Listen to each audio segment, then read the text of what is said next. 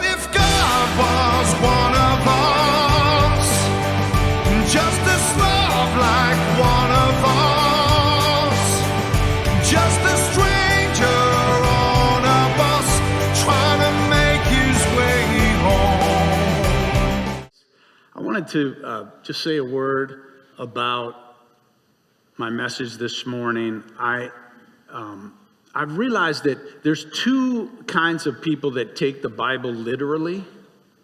You've got Christian fundamentalists, of course, and then you have atheists and non-believers. Why do I say that, right? That's because a lot of people who have decided that the Bible is meaningless is because they take it literally too. They say, well, how could two animals, 2 by 2, get on the ark and get along the whole time? And, how could that be possible? So therefore, this whole book is just a ridiculous, bunch of writings, and they don't want to have anything to do with it, and they think it's dumb and worthless and has no point. So those two groups, but they're both reading it literally. But many of us have learned to appreciate the Bible, not as so much a book written by God, but a book written by people about their growing understanding of what is God and who are we and how should we treat our neighbors. And so as people learn to read the Bible as a chronicle of the human engagement with this idea, and particularly the people of Israel in that time for the Hebrew scriptures, and then going into some of the Greek and the European world as you look into the New Testament or the Christian scriptures. So anyway, the message that I want to deliver is a message for this time, for the Christmas season. And it's a message that's deeply infused with the Bible stories. Don't worry if you don't know the Bible, which I know more and more people don't know any of these stories. I think you'll still be able to understand it. I think this message would probably get me kicked out of almost any other church in Oklahoma this morning. But that's why I love you all, because you will take it in. But within this message, I think it is embedded probably more forcefully and clearly and honestly my own theology about God and this season and the Bible and all of those things. Hi, I'm God.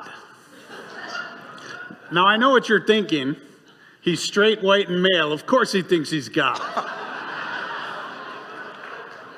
No, it's not that. It's not that. I'm just here this morning to talk to you about what it's like to be God. It's not easy being the one and only almighty creator. But I'll tell you something, I've learned a lot over the years. And like you, I often learn the hard way. Look at Adam, the first human. I created him with opposable thumbs, a complex brain, orgasms, all kinds of bells and whistles. But still, he was lonely. Why didn't I think of that? So I separated the first human into male and female, and that's when things really started getting interesting.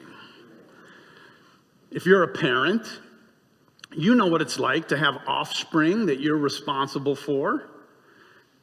I gave them only one real rule that they had to follow. But I threatened them with a consequence that was too big.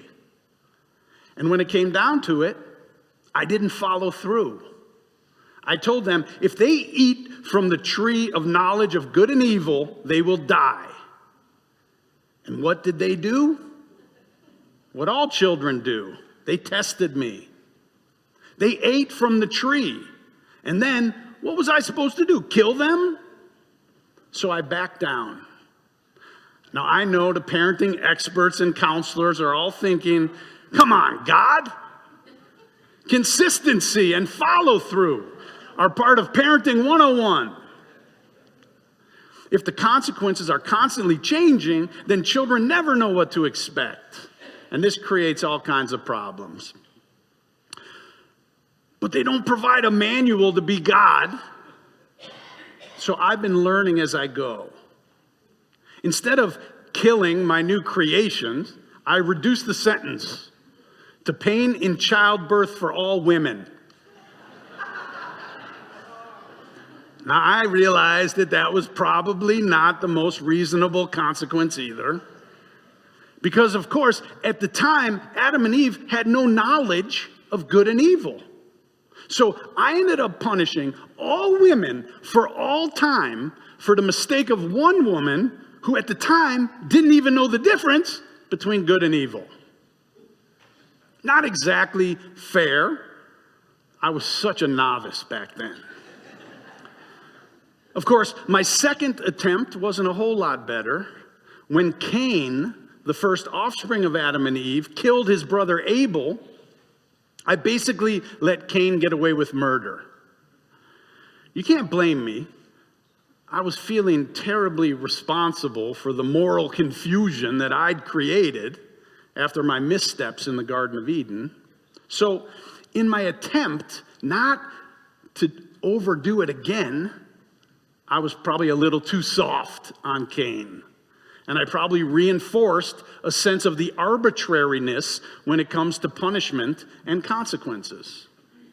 So by the time we got to Noah's generation, humanity was a total mess. People were mean, corrupt, backbiting, and dishonest. I guess I have to take some of the blame since I created them. And I was not a very good role model for parenting. Humankind had become so detestable to me at that point that all I could think to do was wipe the slate clean and start over. So I decided to flood the entire world and kill all the people and all the animals. Honestly, it was probably another one of my overreactions.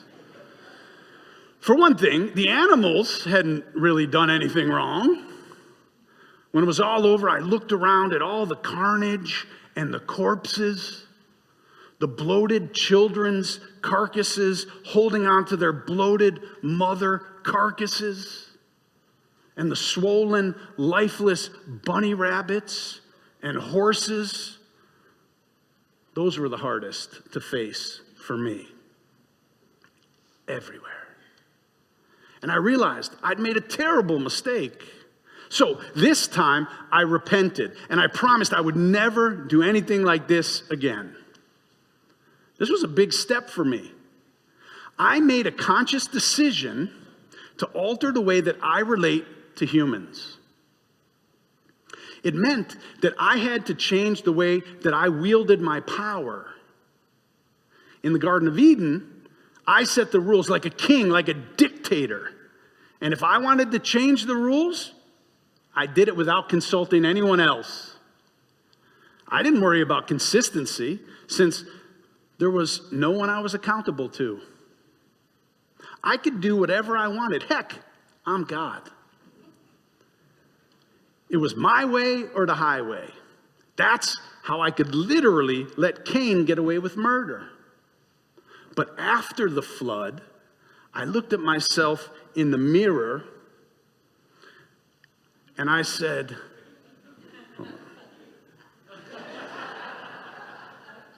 okay, big guy. So you're the all-powerful enforcer of and ruler of the world. How's that working for you? And how's that working for the rest of creation? And I had to admit to myself, it wasn't working. So I decided to make a promise. I decided to enter into a covenant with Noah and with all of humanity. I know that you here at All Souls know all about covenant because that's how you organize your church. And you just spent a month talking about covenant. But at the time of the flood, it was new to me to decide to enter into a relationship with others in which there are expectations going both ways. Suddenly, I realized that if I was going to get this creation experiment right, I needed to share my power with humanity. It took some soul searching as the most powerful being of all time to freely enter into a covenant which bound me to certain actions that I promised to take or not take depending on human actions. But I realized, instead of continuing down the path that I was on, which said to humanity, I'm the most powerful being and it's my way or the highway, I was going to say, even though I am the most powerful and can do as I please, when I please, and to whomever I please, I will be in a covenantal relationship with you, and I will follow through on my promises and commitments to you. That's when I learned I could be a better God. If instead of dictating laws, I became a partner with humanity in creating a more just world. Now, I may have been still learning, but believe me, I knew that such an arrangement had its risks. I knew that by relinquishing a certain amount of control, that it would cause me to have to defer to human ideas about right and wrong from time to time. I learned pretty quickly that covenants do not always lead to ideal outcomes, but I found that it was still a better way to manage power in relationship. If the goal is to bend those relationships towards justice and goodness for everyone. Now, as you know, covenants are the moral and spiritual roots of democracy. Covenants involve individuals committing their lives together with certain rights and obligations in order to support the common good. And of course, democracy is imperfect. As Winston Churchill once said, democracy is the worst system of government ever invented, except for all the others. Needless to say, it was very different for me to be in a covenantal relationship with humans. But at this point, I got to tell you, I'd try anything. To see how it went, just look at the story of Sodom and Gomorrah, which, by the way, is a story about the sin of being inhospitable to strangers. It has nothing to do with homosexuality, but that's another sermon. What I want you to see in this story today is how being in this new relationship with humanity caused me to have to negotiate with Abraham. In fact, you can see in that story how I was even persuaded by the morality of Abraham. I was becoming a God who was willing to learn from my creation. Well, sort of. If you remember this story in the Bible, I was ready and preparing to rain down fire on Sodom and to destroy the city and all its inhabitants. But Abraham said, wait a minute, God. Will you really sweep away the innocent along with the guilty? Perhaps, God, there are 50 innocent within the city.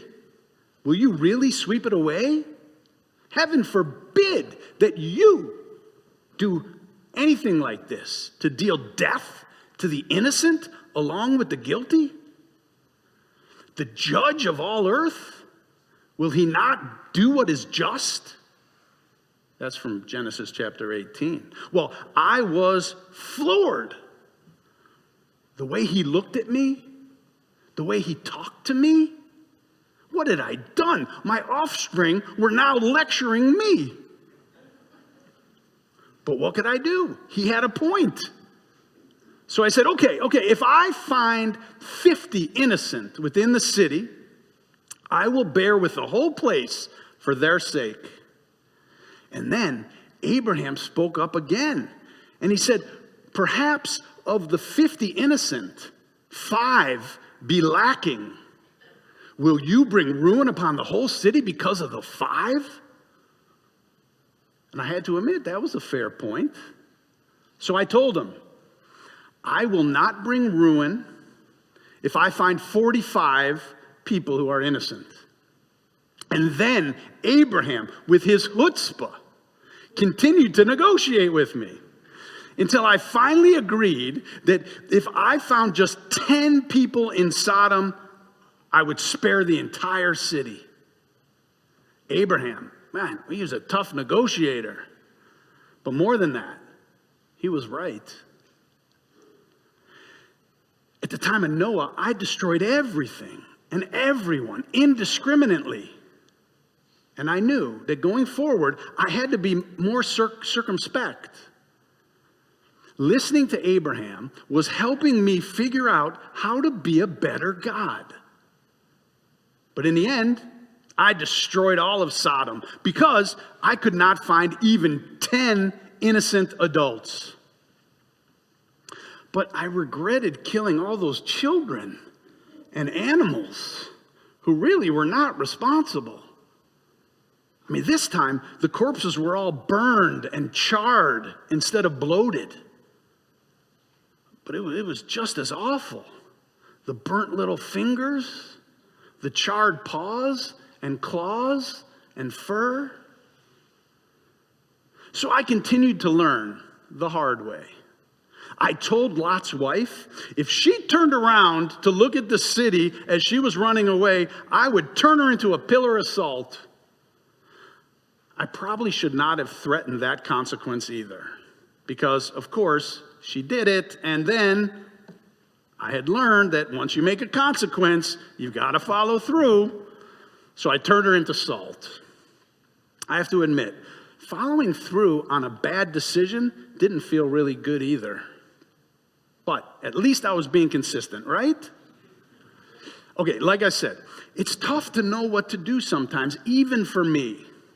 But I felt like I was making progress.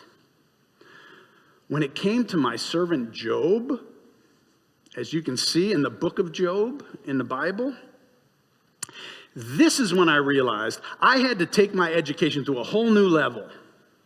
In short, Job was a very good man. In fact, he was the most obedient, loving, honest, and devout man of his generation.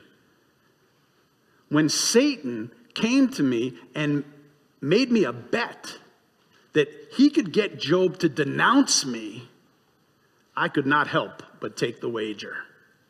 Satan made a really good point that since I continually blessed Job for his righteousness, of course Job was obedient and devoted to me. But if I were to stop blessing him, he'd turn on me in no time. Satan made it sound like I was running a moral welfare system, a quid pro quo, and I wanted to prove him wrong. So I let Satan kill all of Job's children and inflict Job with painful sores all over his body. Job suffered incredibly under Satan's tests. Even as I talk to you about it now, I ask myself, how did I let him kill all of those lovely children? But I made a bet, and I had to follow through. And remarkably, despite it all, Job continued to believe in me. After a while, he began to question me, though, about my morality. He asked me how I could possibly allow such tragedy to befall him and his family, since he'd done nothing wrong, and he'd always been faithful. He asked me to tell him how he offended me and how he had sinned so that he could make amends, so that he could repent. He just didn't know how. And I had no answer since he had done nothing wrong. He looked at me with the eyes of a father who had lost all of his beloved children. And he said, just give me one reason so that I know that I have not just been used. But I had no answer because I had used him. I allowed a good and righteous man to suffer the greatest agonies of life. And worst of all, it was unjust. Suddenly, in the light of Job's questions, I felt like I was on trial. What gave him the right to question God? But I knew the answer. It was a right conferred by love. He loved me. He kept his side of the covenant, and I had broken mine. And yet, he still loved me. For the first time, I felt as if human beings were morally superior to me. I felt as if they knew something and understood something that I could never really know. When I gave Job another family and I gave him his health back, he was grateful, of course, but the new children could not replace the old. There would always be the ache in his soul for the ones he loved and lost. There are some things that not even God can rectify. Some pain that not even God can relieve.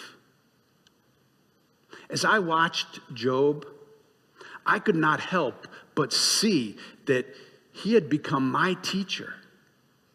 I could not help but notice that there is something that he had that I could never fully comprehend. Somehow, in the human experience of mortality, somehow knowing that they are going to die, and everyone they love will too, and still have the capacity to hope and to help and to love again. It was something that an eternal, deathless, all-powerful creator could never fully understand. What could I know about living with mortality? And in the glare of that realization, I knew that unless I became human, I would never fully understand how to be God. I had found the limitation in my limitlessness. I could never understand what it's like to be limited, to fear death, and to continue to love despite it all, unless I tried it. The only way that I could ever overcome this shortcoming was to come down to earth and be fully human.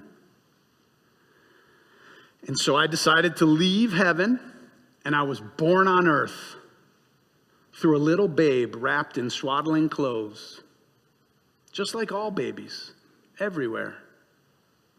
I decided to face all the trials, troubles, and traumas that every human being encounters. It meant that I had to be born to a poor family in a small village under humble circumstances. Then I would really know and get to experience the truth of what it's like to be alive. I had to endure sacrifice and ridicule and doubts and fears and friendship and betrayal and anguish and love and death. Then I could finally be a compassionate and understanding God. So as Christmas approaches this year, and you once again hear the story of God coming to earth as a little babe, might you marvel at this human idea of God, who is willing to become small and less powerful in order to learn how to love? Might you even try to emulate this idea of a God who is willing to sacrifice and reflect and feel pain in order to understand what it's like to be alive? Because speaking as God, I have to tell you, it was only after coming down to earth that I finally understood what love is.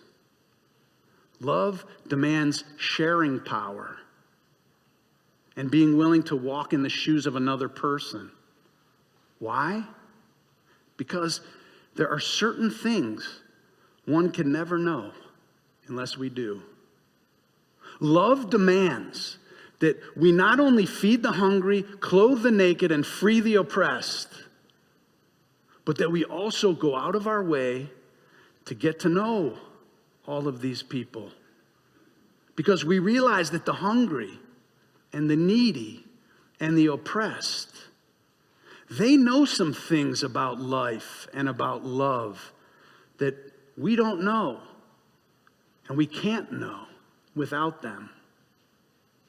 Now, I realize that most people listening to what I've been saying will think that this story is less about the education of God and more about the human education and exploration of God. And so if you consider the Bible not so much the story about God, learning to be God, but as a chronicle of human beings trying to understand what God is,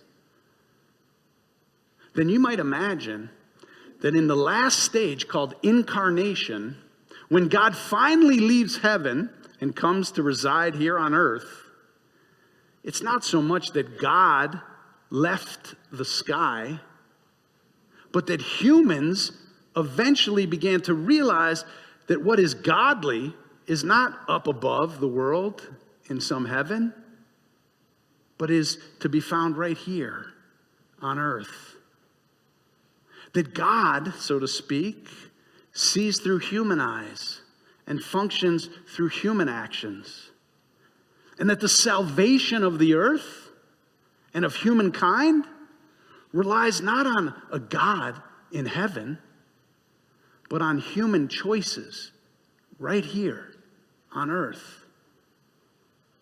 Today, we can understand that with each child who's born, a morning star rises and sings to the universe. And that the place to look for what is holy and what is real is right here, right now. Christmas time is approaching. It's the story of God finally coming down to earth. You and I must tell the world this good news. Could it be that we are heralds of a new creation? And that God is finally, after all these years, coming down to earth?